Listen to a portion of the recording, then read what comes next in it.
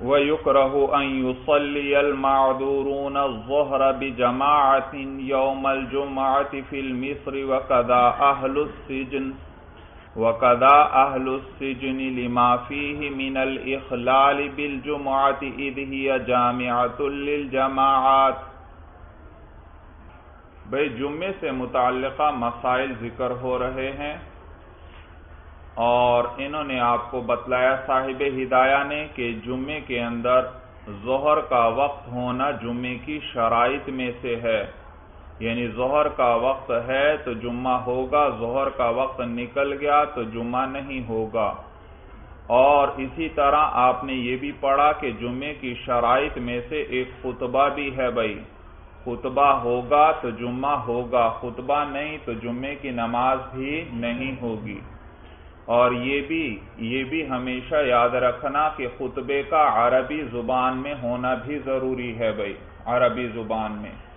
چنانچہ دیگر ممالک سے، یورپ وغیرہ کے ممالک سے بعض مرتبہ یہ مفتی حضرات سے فتویٰ پوچھتے ہیں کہ ہمارے ہاں تو عربی کسی کو سمجھ میں نہیں آتی، تو کیا ہماری مقامی زبان میں خطبہ نہیں ہو سکتا؟ تو آپ ہمیشہ یاد رکھنا کہ بھئی خطبے کا عربی زبان میں ہونا ضروری ہے بھئی۔ چنانچہ ان کو بھی یہی کہا جاتا ہے کہ عربی میں خطبہ ہونا ضروری ہے، اور عربی تو ہمارے ہاں بھی کوئی نہیں سمجھتا بھئی، سمجھ میں آیا بھئی، لیکن یہ خطبے کا عربی میں ہونا ضروری ہے بھئی۔ اور نیز خطبے جمعے کی شرائط میں سے آپ نے پڑھا کہ جماعت کا ہونا بھی ضروری ہے، جماعت کا ہونا، اور جماعت کم از کم کتنے افراد کی ہو تو آپ نے پڑھ لیا کہ طرفین رحمہم اللہ کے نزدیک امام کے علاوہ کم از کم 3 افراد ہونے چاہیے، اور یہ 3 افراد کم از کم پہلی رکعت کے سجدے تک باقی رہیں، اس کے بعد اگر کسی خوف کی وجہ سے چلے بھی جاتے ہیں تو بھی جمعہ منعقد ہو گیا، لہذا صحیح، لیکن اس سے پہلے چلے گئے تو جمعہ منعقد نہیں ہوگا، کیونکہ جماعت جمعے کی شرائط میں سے ہے۔ اور پھر آپ نے یہ بھی پڑھا کہ مسافر، مریض، غلام، عورت وغیرہ پر جو ہے جمعہ نہیں ہے بھائی، اور لیکن اگر یہ حاضر ہو گئے اور لوگوں کے ساتھ جمعہ پڑھ لیا تو ان کا وقتی فرض ادا ہو جائے گا۔ اور مسافر اور غلام اور مریض آپ نے پڑھا کہ یہ امامت بھی کروا سکتے ہیں جمعے کی نماز میں۔ اس کے بعد آپ نے ایک مسئلہ پڑھا تھا کہ جس شخص نے گھر کے اندر ظہر کی نماز پڑھ لی جمعے کے دن امام کی نماز سے پہلے ہی، اور اس کا کوئی عذر نہیں تھا، تو اس کے لیے ایسا کرنا مکروہ ہے، البتہ اس کی نماز جائز ہو جائے گی۔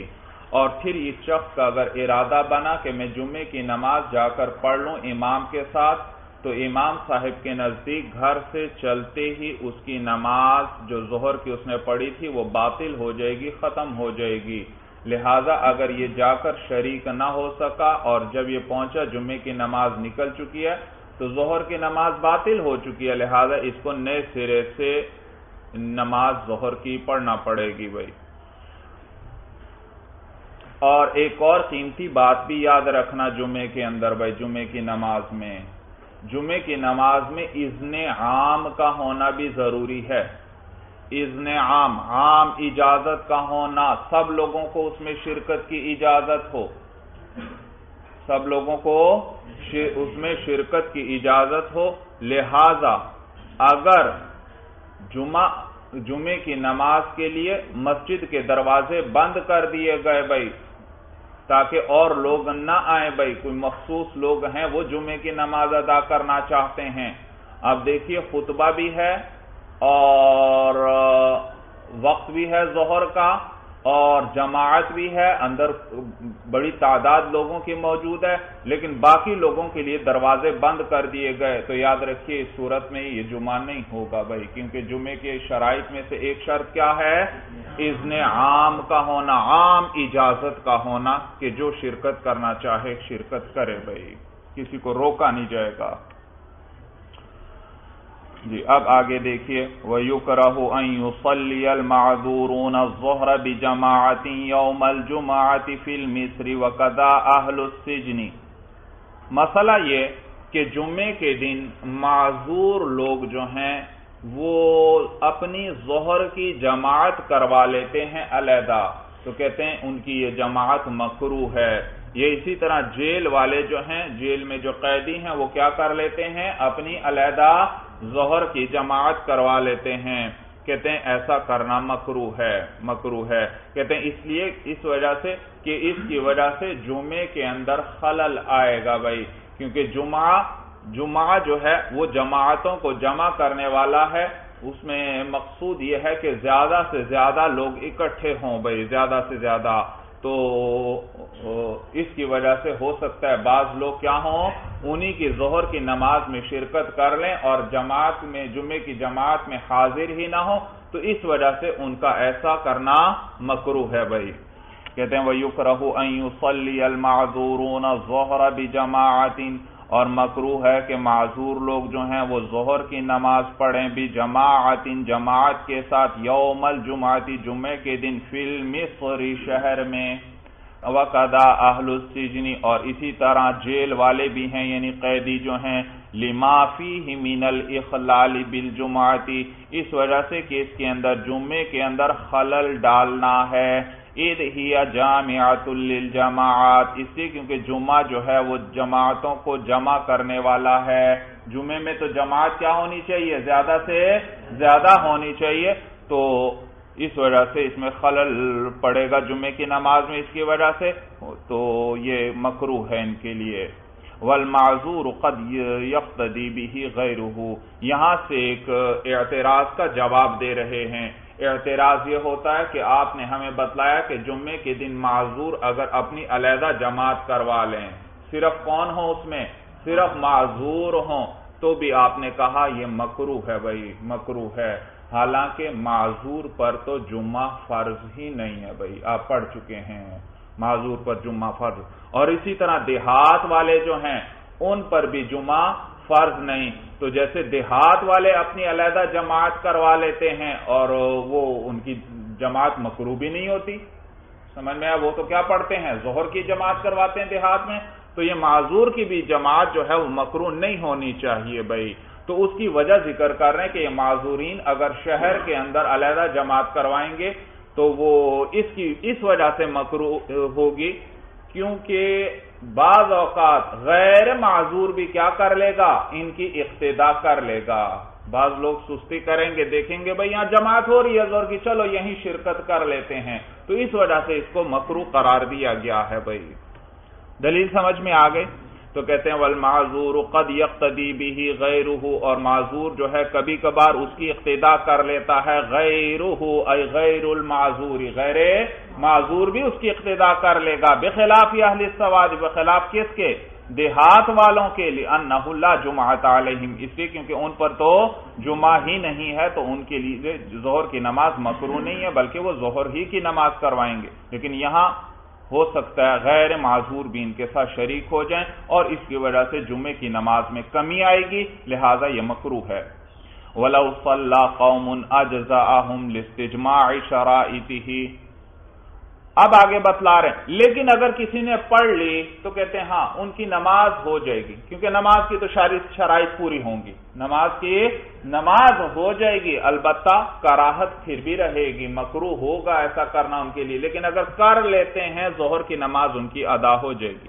وَلَوْ صَلَّى قَوْمٌ، اور اگر کچھ لوگوں نے پڑھ لی یعنی ظہر کی نماز اس طرح جماعت کے ساتھ، اجزاءہم، تو یہ ان کے لیے کافی ہو جائے گی، لاستجماع شرائطہ، بوجہ نماز کی شرائط کے جمع ہو جانے کے، کیونکہ نماز کی تو ساری شرائط پوری ہیں بھائی، تو وہ ہو جائے گی۔ ومن ادرک الامام یوم الجمعۃ صلی معہ ما ادرکہ، آگے مسئلہ بتلا رہے ہیں کہ کوئی شخص جماعت کے لیے چلا اور کچھ نماز کا حصہ جمعے کی نماز کا نکل گیا، جب وہ پہنچا تو کہتے ہیں بھائی جیسے عام نمازوں میں انسان شریک ہوتا ہے، اسی طرح اس نماز میں بھی شریک ہو جائے، جو حصہ مل جائے وہ امام کے ساتھ پڑھ لے، اور جو حصہ نکل چکا ہے وہ بعد میں امام کے سلام پھیرنے کے بعد پورا کر لے جیسے اور نمازوں میں ہوتا ہے۔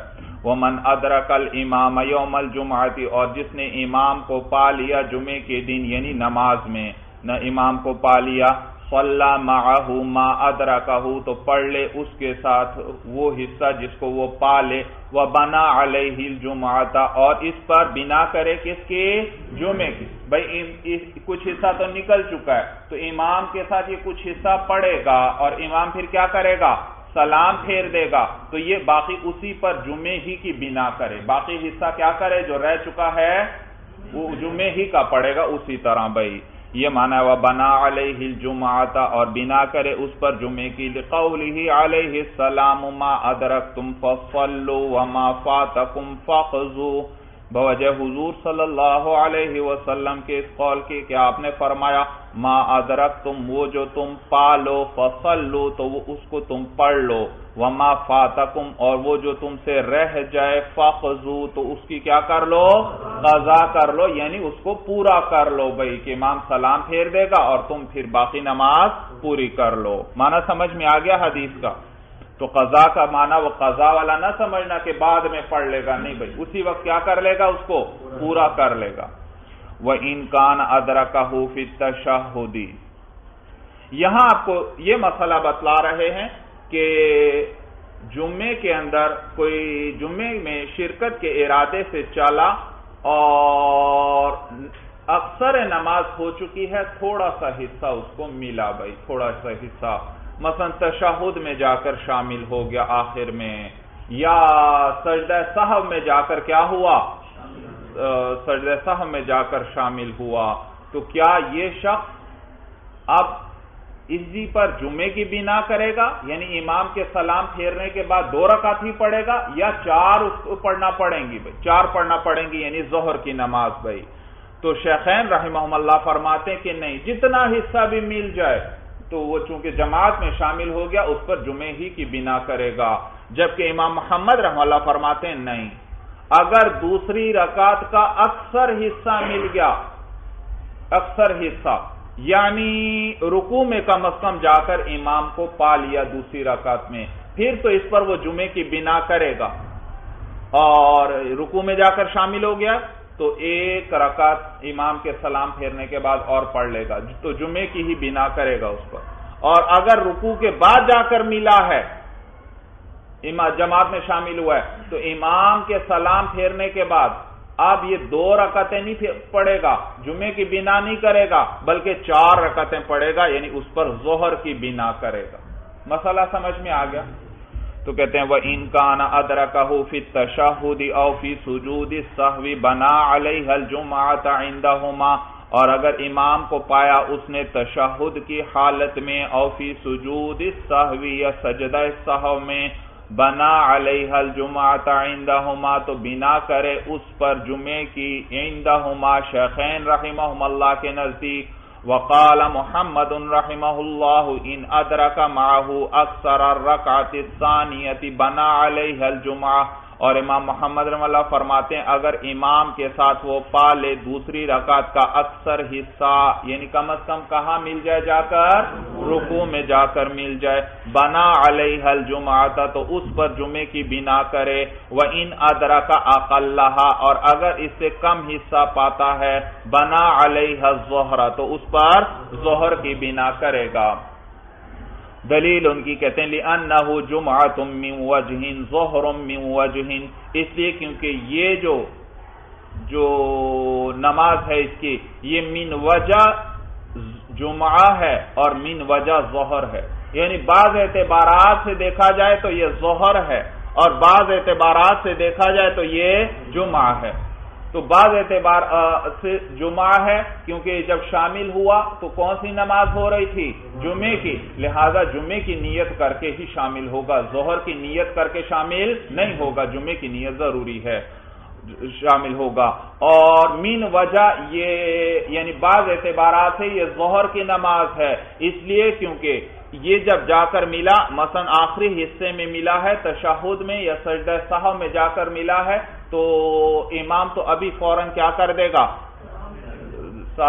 جب سلام تک پہنچے گا وہ سلام پھیر دے گا، اور اب جمعے کی شرط اس شخص کے حق میں ختم ہو گئی، فوت ہو گئی، اور وہ کیا؟ جماعت ختم ہو گئی۔ جمعے میں کی شرائط میں سے تو کیا تھا؟ جماعت بھی تھی، اور اب تو یہ اکیلا باقی نماز پوری کرے گا، تو جماعت اس کے حق میں کیا ہو چکی ہے؟ ختم۔ تو لہذا اس اعتبار سے یہ ظہر ہے۔ جا کر شامل ہوا اس وقت کیا کون سی نماز تھی؟ جمعے، تو اس اعتبار سے جمعے کی نماز، اور جب امام سلام پھیر دے گا تو یہ باقی نماز اکیلے پورا کرے گا، تو اس اعتبار سے یہ جمعہ نہیں بلکہ کیا ہے؟ ظہر۔ تو اس شخص کی نماز وہ فرماتے ہیں بعض اعتبارات سے جمعہ اور بعض اعتبارات سے ظہر، لہذا دونوں کی رعایت رکھیں گے، دونوں مشابہتوں پر عمل کریں گے۔ من وجہ مشابہت کس کے ساتھ؟ جمعے کے ساتھ، اور من وجہ مشابہت کس کے ساتھ؟ ظہر۔ تو ظہر کے ساتھ مشابہت، لہذا 4 رکعتیں پڑھے گا، اب 2 نہیں پڑھے گا، 2 نہیں پڑھے گا، 4 پڑھے گا۔ اور جمعے کے ساتھ بھی مشابہت ہے، لہذا اس پر بھی عمل کریں گے کہ 2 رکعتوں کے بعد، بھائی ظہر کی 4 رکعتوں میں 2 رکعتوں کے بعد جو بیٹھنا ہے وہ فرض ہے، وہ فرض نہیں، لیکن اب اس پر فرض ہے، اس کے لیے بیٹھنا ضروری ہے۔ کس مشابہت کا اعتبار کرتے ہوئے؟ جمعے کا، کہ ہو سکتا ہے جمعہ ہی ہو اس پر، تو یہ آخری قاعدہ بنے گا اس کے لیے، اور جب آخری قاعدہ بنے گا تو آخری قاعدہ تو کیا ہوتا ہے؟ فرض ہوتا ہے، لہذا ظہر پڑے گا اور درمیان والا قاعدہ یہ ضرور کرے گا، ضرور کرے گا۔ اور نیز آخری 2 رکعتوں کے اندر، ظہر کی آخری 2 رکعتوں میں تو قرات واجب نہیں، نفل ہے، کوئی خاموش بھی کھڑا رہے تو کافی ہے، لیکن یہ شخص ان 2 میں بھی قرات ضرور کرے گا، کیونکہ ہو سکتا ہے اس پر جمعہ ہی ہو اور جمعہ تو پورا ہو چکا، تو یہ 2 کیا بن جائیں گے؟ نفل بن جائیں گے، اور نفل کے اندر تو قرات ضروری ہے، تو لہذا ان 2 آخری 2 رکعتوں میں وہ فاتحہ بھی پڑھے گا اور اس کے ساتھ سورت بھی ملائے گا کہ ہو سکتا ہے یہ نفل ہوں۔ تو دیکھا دونوں مشابہتوں پر عمل ہو گیا۔ تو کہتے ہیں لِأَنَّهُ جُمْعَةٌ مِّن وَجْهٍ، اس لیے کیونکہ یہ جمعہ ہے بعض اعتبارات سے، ظہر مِّن وَجْهٍ، اور بعض اعتبارات سے یہ ظہر ہے، لِفَوَاتِ بَعْضِ الشَّرَائِطِ فِي حَقِّهِ، بعض شرطوں کے فوت ہو جانے کی وجہ سے اس شخص کے حق میں۔ اور کون سی شرط فوت ہوئی ہے؟ جماعت نہ رہی، اب یہ اکیلا نماز ادا کرے گا باقی نماز۔ فَيُصَلِّ 4 اعتباراً لِلظُّهْرِ، تو یہ 4 رکعت پڑھے گا ظہر کا اعتبار کرتے ہوئے، وَيَقْعُدُ لَا مَحَالَةَ عَلَى رَأْسِ الرَّكْعَتَيْنِ، اور یہ بیٹھے گا یقینی طور پر 2 رکعتوں کے کنارے پر، یعنی ان کے اختتام پر، یعنی 2 رکعتوں کے بعد یہ یقینی طور پر، لازمی طور پر یہ بیٹھے گا، اعتباراً للجمعہ، کس کا اعتبار کرتے ہوئے؟ جمعے کا۔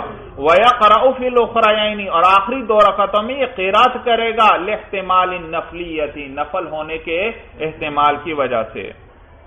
یہ تھی امام محمد رحمہ اللہ کی دلیل۔ وَلَهُمَا، اور شیخین رحمہم اللہ کی دلیل یہ ہے، وہ کیا فرماتے تھے؟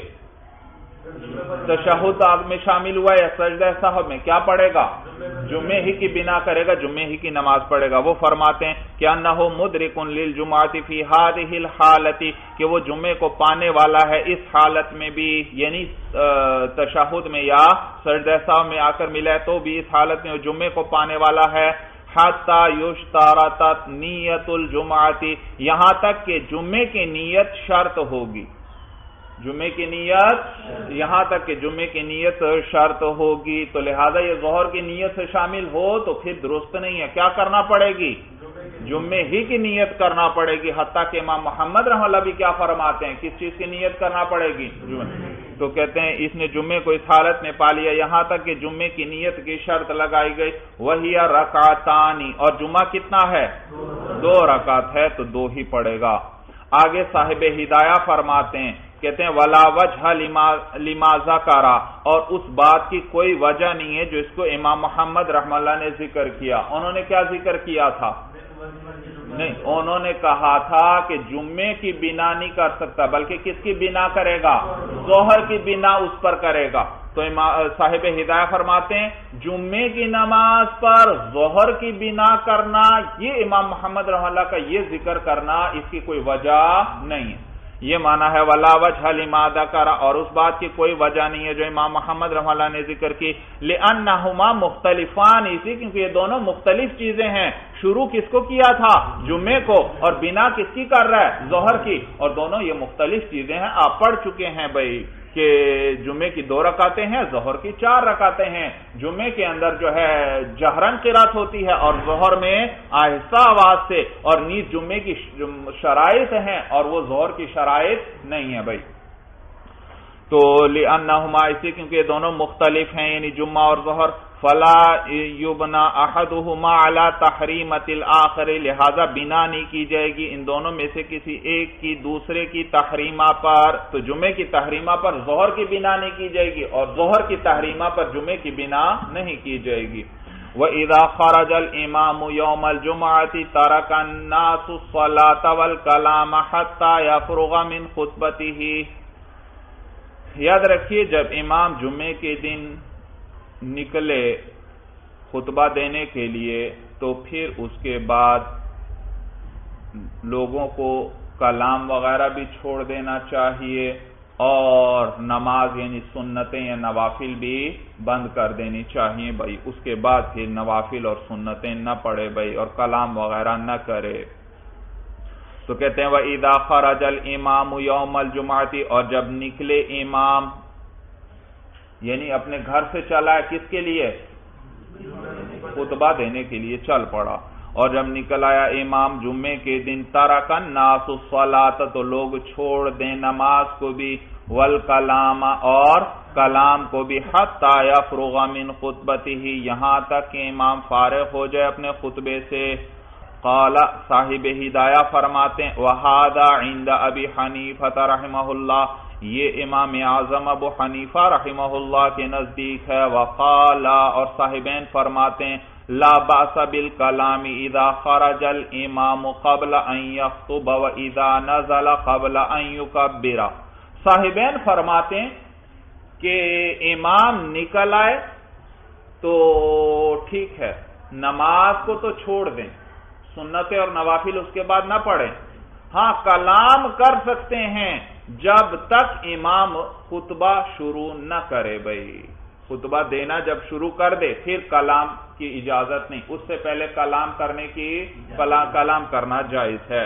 اسی طرح جب امام خطبہ دے کر اتر آئے تو جب تک پھر آگے وہ تکبیر نہیں کہتا اس وقت تک اس دوران بھی بات کرنے کی اجازت ہے، بات کرنا مکروہ وغیرہ نہیں بھائی. تو کہتے ہیں وقال، صاحبین فرماتے ہیں لا باس بالکلام، کلام کرنے میں کوئی حرج نہیں ہے. اذا خرج الامام قبل ان یخطب، جبکہ امام نکل آئے. جب امام نکل آئے تو کلام کرنے میں کوئی حرج نہیں. قبل ان یخطب، اس کے خطبہ دینے سے پہلے، اس سے پہلے کلام کرنے میں کوئی حرج نہیں. وَإِذَا نَزَلَ، اور جب وہ خطبہ دے کر اتر آئے قبل ان یکبر، نماز کی تکبیر کہنے سے پہلے. دلیل ان کی کہتے ہیں لِأَنَّ الْكَرَاهَةَ لِلْإِخْلَالِ بِفَرْضِ الْاجْتِمَاعِ، کہتے ہیں اس لیے کیونکہ کراہت جو ہے وہ اجتماع کے فرض میں خلل ڈالنے کی وجہ سے ہے. اس وقت بات کرنا وہ فرماتے ہیں مکروہ ہے. کس وجہ سے مکروہ ہوگا؟ کس وجہ سے مکروہ ہے؟ کیونکہ دیکھیے بھائی اجتماع کہتے ہیں توجہ سے سننا، کیونکہ خطبے کا توجہ سے سننا فرض ہے.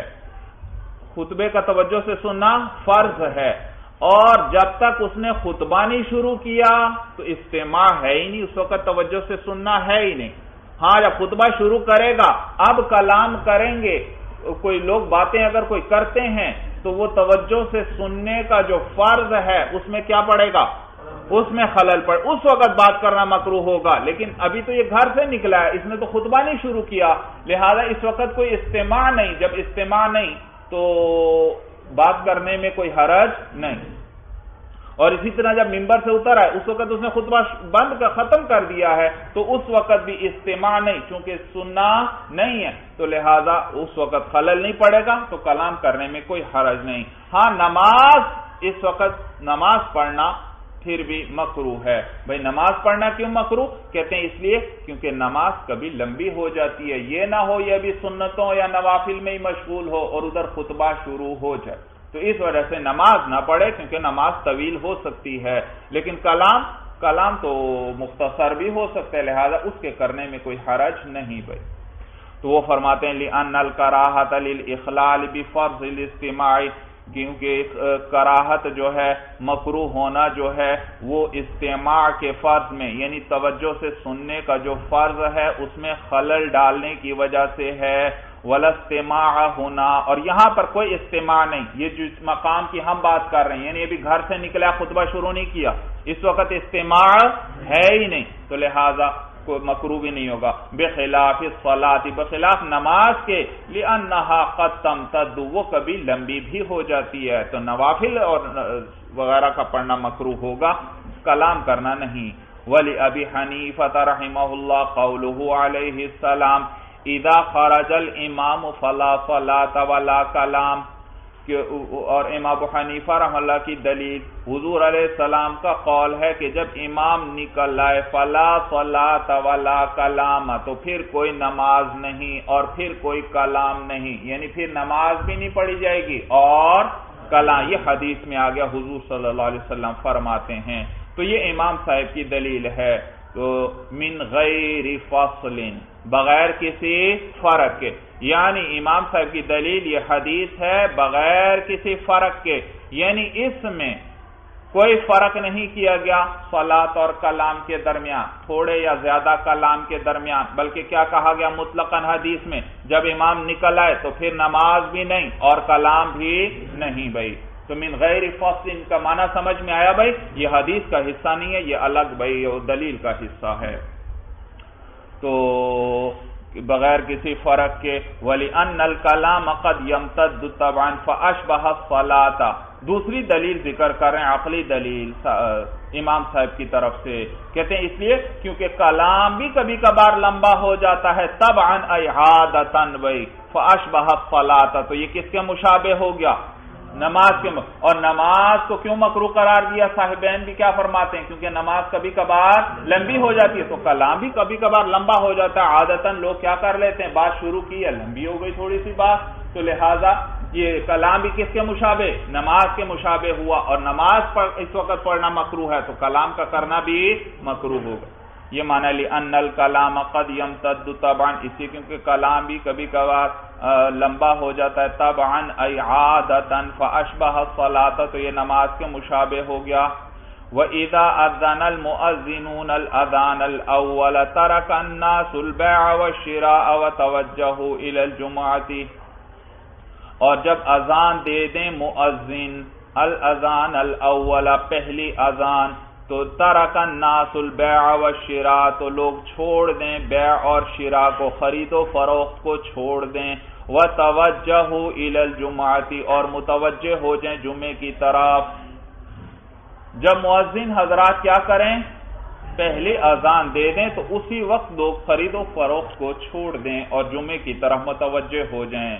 دلیل کیا اس کی؟ کہتے ہیں لقولہ تعالی، اللہ تعالیٰ کے اس قول کی وجہ سے، فَاسْعَوْا إِلَى ذِكْرِ اللَّهِ، قرآن میں اللہ فرماتے ہیں یا ایھا الذین آمنوا اذا نودی للصلاۃ من یوم الجمعۃ، اے ایمان والو جب اذان دے دی جائے نماز کے لیے جمعے کے دن، فَاسْعَوْا إِلَى ذِكْرِ اللَّهِ، تو تم جلدی کرو اللہ کے ذکر کی طرف، وَذَرُوا الْبَيْعَ، اور بیع کو چھوڑ دو، تو دیکھیے یہاں بیع چھوڑنے کا حکم دیا گیا ہے۔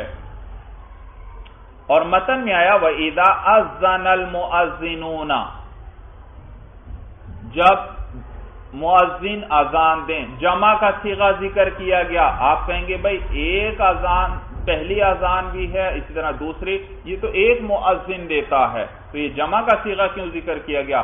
بھائی قدیم زمانے میں ایک مؤذن نہیں اذان دیتا تھا، بلکہ ہر جانب ایک ایک مؤذن کھڑا ہو کر اذان دیا کرتا تھا، کیونکہ جمعے کی نماز کا اعلان اور اس کی اطلاع کی جا رہی ہے، تاکہ شہر میں ہر طرف کے لوگوں کو اس کی آواز پہنچ جائے بھائی، اس لیے جمع کے صیغے کے ساتھ ذکر کیا۔